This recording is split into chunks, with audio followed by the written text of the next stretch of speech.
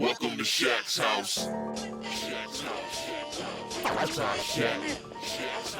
You're now in Shaq's house. Welcome to Shaq's house. What's going on, Shaq Housers? How you doing? It's your boy, the one and only Shaq House here. Hope you've been doing good since the last time I saw you. Man, dude, this country, a few days ago, Jimmy Kimmel, he just got canceled, all because the White House told ABC to do so. I mean, what's next? What is the White House going to cancel next? Podcasts? Superhero explanation videos like this? It's like it's become unsafe to even exercise the First Amendment anymore. But fuck it, I'm going to do so anyway. Check it out. Today we're going to be talking about what I consider Mutantkind's biggest flex. Not the creation of Krakoa, not the fact that they held a monopoly over the pharmaceutical drug market, but the fact that they did what the Americans did in 1969 when we beat the Russians to the moon. That's right, the mutants, they beat the humans to Mars, colonized and terraformed it. Well, terraformed and colonized it, actually. But how did they do it? How did they do the biggest flex that the mutant population's ever done? We're going to talk about it right now. Check it out. Ha! Okay, let's start off with a little bit of some background. The island of Okara was a single living sentient landmass on Earth, and it was home to early mutant life and sustained by their life energy. However, it was later attacked by demonic forces of Ament from the dimension of Otherworld, and that split the island into two halves: Krakoa, which remained on Earth, and Arakko, which was cast into the dimension of Otherworld to act as a bulwark against endless demonic hordes. But unfortunately, the mutant civilization on Okara was divided as well. En-Sabanur, he who is the Apocalypse, he was there too. And his wife, Genesis, along with their children, led the Arakko mutants into Otherworld to fight a centuries-long war, while Apocalypse himself stayed behind with Krakoa, believing only the strongest mutants could endure the battle on the far side. For thousands of years, Krakoa remained on Earth, weakened but surviving, while Arakko endured endless war against the Ament. Arakko developed into its own hardened culture of mutant warriors, marked by survival against overwhelming odds. Though separated, both halves of the island longed for a reunion, though their connection was remembered only in myth and in Krakoa's deep consciousness. In the millennia since, Krakoa once more became a mutant homeland, gaining a monopoly on the production and distribution of extremely valuable pharmaceuticals in exchange for the world recognizing the island's mutant sovereignty. Apocalypse, using the bones of his fellow mutant externals, created a dimensional portal to Otherworld called the External Gate. Once opened, it led to a conflict between Krakoa, Arakko, and the Ament. The event escalated into the tournament known as X of Swords, where champions from Krakoa and Arakko were forced into contests orchestrated by the Excalibur villainess known as Saturn IX. Apocalypse was ultimately reunited with Genesis and Arakko, but at great cost. The island of Arakko was freed from Otherworld, but Apocalypse chose to remain there with Genesis, sealing the war. Krakoa and Arakko were finally reunited on Earth, though they remained culturally distinct. Krakoa was a mutant sanctuary, while Arakko was a hardened warrior nation. And like Krakoa, Arakko had a governing mutant body, a ruling council called the Great Ring. But the difference was that on Arakko, being an Omega-level mutant was a requirement to have a seat in the Great Ring. The mutants of Arakko were extremely warlike, and concerns mounted over their presence on Earth. For example, actually, it's not just one example, it's three examples. Number 1. A group of Iraqi mutants declared sovereignty over Chichibu in Saitama, Japan, because one of them tried to enslave his new favorite master whiskey distiller. Magneto approached Iska the Unbeaten about this, but she was unbothered and unconcerned. as though war and aggression were as much genetic imperatives as the mutant powers of all the Arakko. Number 2, the landmass of Krakoa ballooned by 500%, with a second island and satellite heat signatures indicating that there were millions more mutants living in the South Pacific. And number 3, human demand for Krakoan medicines increased, but they reached capacity for their facilities to meet the then current demands, so in essence, they needed more land. Wanting to solve all 3 problems all at once, a decision was made to terraform Mars. Magneto spearheaded this decision and received unanimous approval from the Krakoan Quiet Council to do so, creating a mutant planet primarily to house the Arakko. And considering this was to be a televised event at the first Hellfire Gala, it was not only a chance for the mutant population to establish themselves on a galactic level, but also a chance for the Omega-level mutants to show off, albeit on a planetary stage. To complete the task, he gathered most of the known Omega-level mutants on Krakoa, plus 3 more from Arakko. So Bunar of the Depths, Xylo, the First Defender, and Loktuka the Knower. So Bunar of the Depths has a physical mutation which grants him the appearance of a bipedal axolotl. He possesses amphibious characteristics and stands 3 times the average human height. His mutant power is that his bloodstream contains an entire oceanic ecosystem. So instead of blood, his body fluid is a complex mixture of 96.5% water, 2.5% salts, and smaller amounts of other substances, including dissolved inorganic and organic materials, particulates, and a few atmospheric gases. His power also allows him to levitate himself by manipulating water, and also being able to sense even microscopic life in water. Xylo, the First Defender, is actually a colony of insects and invertebrates, a collective biomass which manifests as a single organism. He can shift between its roughly human-sized caterpillar-esque form into the more individualized, normal-scaled creatures that make up his frame. His mutant power is to disassemble into mutant earthworms, burrowing down into the soil. He is able to integrate with the soil, at which point he can sample the molecular and chemical content of the land, make small adjustments to its aspects such as pH levels and microorganisms, or make massive changes like carving enormous statues from mountainsides. Loktuka the Knower possesses an Omega-class spatial awareness. She knows or can know the position of everything in existence. This enables her to know the current location of anything, as well as the movements of that thing in real time. The latter aspect means an intuitive understanding of trajectory, avoiding or intercepting moving objects, etc. Loktuka has also demonstrated other aspects such as levitation, operating in space, and the ability to open and close spatial warps, as well as controlling the movement and position of objects through teleportation. First off, let me just point this out before we get started. Mars is inhospitable because it has a thin atmosphere, cold climate, a dry surface, and neither breathable oxygen nor a global magnetic field. So how'd they do it? How'd the mutants make it like Earth, in terms of gravity, rotation, and even atmosphere?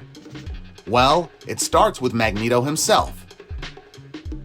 Magneto drew a massive iron-rich asteroid to Mars, hurling it toward the planet.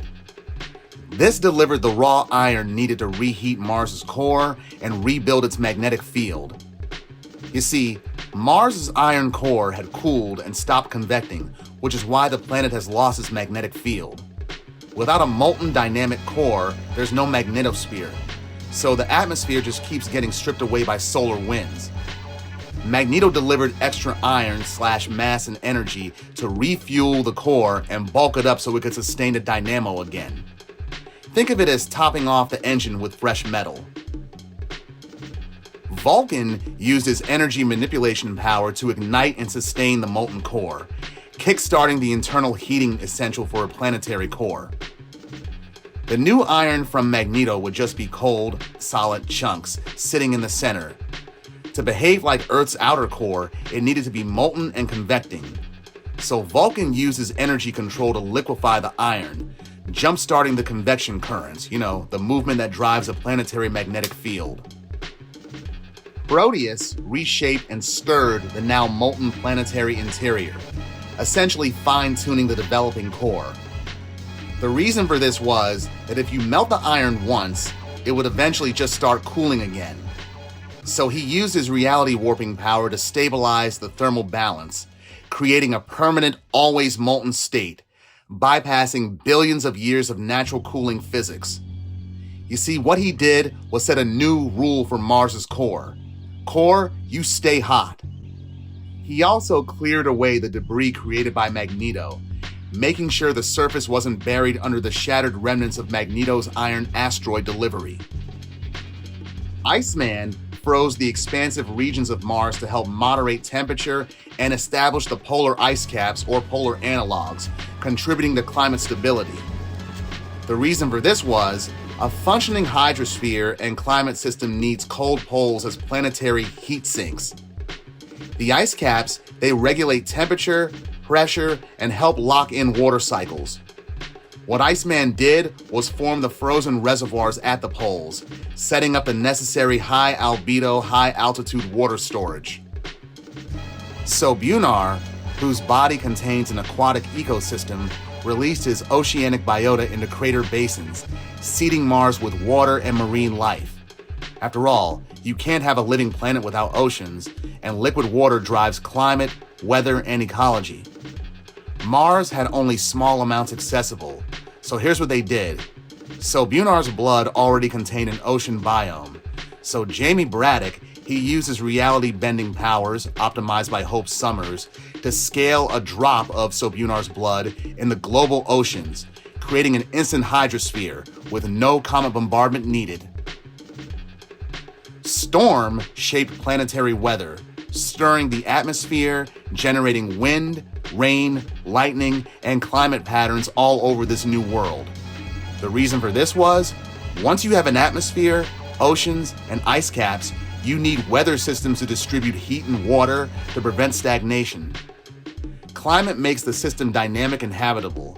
What Storm did was jumpstart atmospheric circulation, winds, rain, storms, and lightning, essentially turning the system on. Elixir, a molecular healer, worked alongside Xylo to enrich Mars' soil and biosphere. Xylo contributed Arakko origin knowledge to guide the terraforming process. You see, even with water and air, Mars' land was still chemically toxic, sterile, and unsuitable for crops or ecosystems. What Elixir did was rewrite the planet's geochemistry, purging toxins and enriching minerals to support life. Soil needs biota, bacteria, fungi, microbiomes to cycle nutrients, fix nitrogen, and support plants. What Xylo did was seed the ground with a full microbial/ecological base layer, like giving Mars a primordial biosphere all in one move. Now, Exodus, the Marvel Girl, and Laktuka's role requires some greater explanation. They used the external gate to bring Arakko to Mars, but how? As stated earlier, the external gate is a special type of portal created by Apocalypse using the bodies and souls of some of his fellow mutant externals. It allows travel between dimensions, specifically Otherworld, but also beyond. It's powered by both deep magic and mutant power, far more powerful and permanent than the typical Krakoan portals. By inverting the external gate, they repurposed it, repositioning the endpoint to yank Arakko wholesale through the gate and re-anchor it in Mars' orbit and surface. Though the Marvel Girl and Exodus both have telekinesis, that power was not involved, as even at Omega levels, that kind of mass movement is beyond telekinetic mechanics. After all, you can't just drop a continental-sized island onto Mars blindly. It would either collide catastrophically, destabilize Mars' orbit, or phase incorrectly. So what they actually did was act as a telepathic anchor and amplifier, while Laktuka provided the exact cosmic coordinates, where Arakko had to land relative to Mars' surface, rotation, and gravity wells. Exodus and the Marvel Girl took Loctuka's awareness and spread it across the mutant circuit so the external gate could know how to safely complete the transfer. In short, Loctuka was the navigator/GPS system, while the Marvel Girl and Exodus were the signal boosters, and the gate was the engine. Now, what Quentin Quire, aka Kid Omega, what he did along with the Marvel Girl was plant the seed in Jamie Braddock's mind to quote-unquote give birth to a second Sword space station, but this one orbiting Mars. But gruesomely and hilariously, Jamie took the idea literally, developing a giant pregnant belly until the entire space station burst out of it, ripping right through his skin. Jean Grey was able to telekinetically grab the space station and launch it into space for Magneto to orbit it around Mars. After being healed by Elixir, Jamie used his reality warping power to create Lake Hellas, a diplomatic hub and embassy zone, and Port Prometheus, a spaceport for visiting galactic civilizations. And we can't forget about Hope Summers. After all, what did she do in all this? Well, Hope's power is to copy and synchronize the mutant powers of other mutants, allowing them to function at peak efficiency, in unison, or in combinations that are normally impossible. Every stage of the terraforming involved mutant circuits, that is, multiple Omega-level mutants or reality-altering mutants combining their powers. Hope Summers made the circuits stable and efficient, locking their powers together like gears in a machine. She synchronized Magneto's magnetism, Vulcan's energy manipulation, and Proteus's reality-altering power so that they mesh without destroying each other. She harmonized Jamie Braddock's notoriously unstable reality-altering power with Sobunar's control of the water and oceanic blood, keeping the transformation coherent and scalable.